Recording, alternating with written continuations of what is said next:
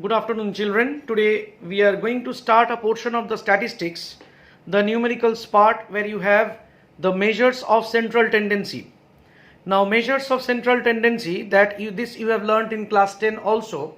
Your mean, median and mode. These are the three measures of central tendency. We will proceed with mean. The mean, as you have done in class 10, it's somewhat like that only. We will continue with that. And I will be showing you the details, doing numerical sums, formulas accordingly. And then we have median. Median will be somewhat advanced, which you have done in class 10, more than that, and then the mode. Now for mean, we will be finding mean for different types of data available to us. Data may be an individual series, data may be discrete series with frequency, and data may be continuous series with frequency.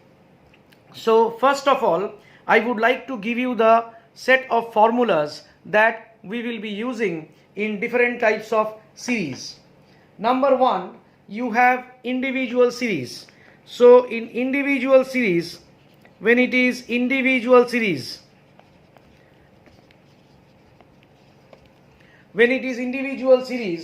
the direct method, we have two methods of getting the mean. The direct method, one is the direct method and the other is the shortcut method. Now for the direct method, when we find x, the mean is denoted by x bar. For the direct method, we have direct method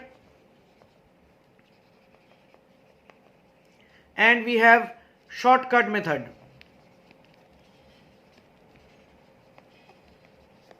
Now when you have this direct method, for direct method the formula of mean is summation x divided by n.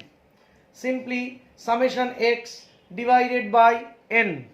But for the shortcut method, we can find out mean equals to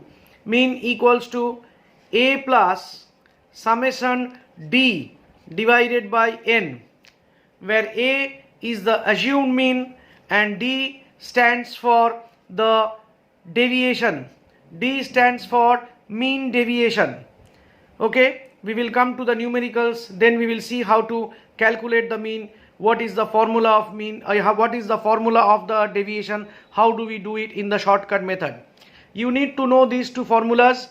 A stands for the shortcut method, these are the values of x. We will simply sum them up and then get the like average, then the divided by the total number of items or the values. And here the mean is calculated by assumed mean plus summation of d, the summation of the deviations divided by n. Similarly, for the discrete series, the ungrouped data, discrete series ungrouped, there is no grouping, but discrete series, only the values of x are there. Here also the mean can be found by two methods, one is the direct method and one is the shortcut method. For the direct method, we calculate the mean written by x bar as summation f into x. F is the respective frequency of each value of x. Listen carefully, watch carefully. F is the frequency of each value of x, and the summation is f is the total frequency, the totality of the frequency, or n, what we call n. And in shortcut method, we have the formula of mean as a plus, a is the assumed mean, summation f into d. F into d, you will have a column, d is the deviation, x minus a, we will find out how it is calculated, d multiplied by f, that will be summed up divided by f, and that sum added with a, the assumed mean. You get the mean by the shortcut method. So this is the way we calculate mean for discrete series ungrouped data. Now we come to the continuous series. Continuous series where we have grouped data with frequency, grouped data with frequency. Here also we have three methods now. One is the direct method. By direct method we calculate the mean. We calculate the mean as summation f into x directly by summation f. But for shortcut method, when we come to shortcut method, we calculate x bar or the mean as a plus summation f into d, summation f into d, small f the frequency, divided by summation f. And when it comes to the next process is the step deviation method. When it comes to step deviation method, we calculate mean by the formula x bar equals to a plus summation f into d divided by summation f into I. This I stands for the class interval. We talked about the continuous series group data.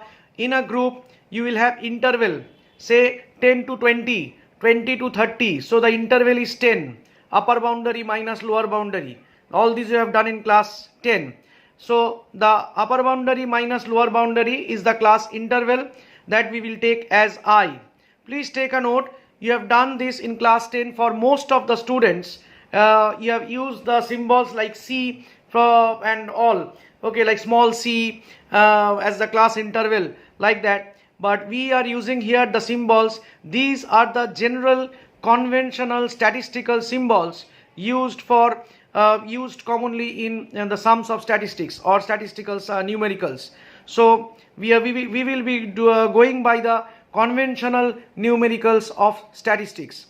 So this we get the three formulas. One is the direct method for continuous series, and then you have the shortcut method, and here you have the step deviation method. Here also how d will be calculated, we will be coming one by one in the numericals. Okay,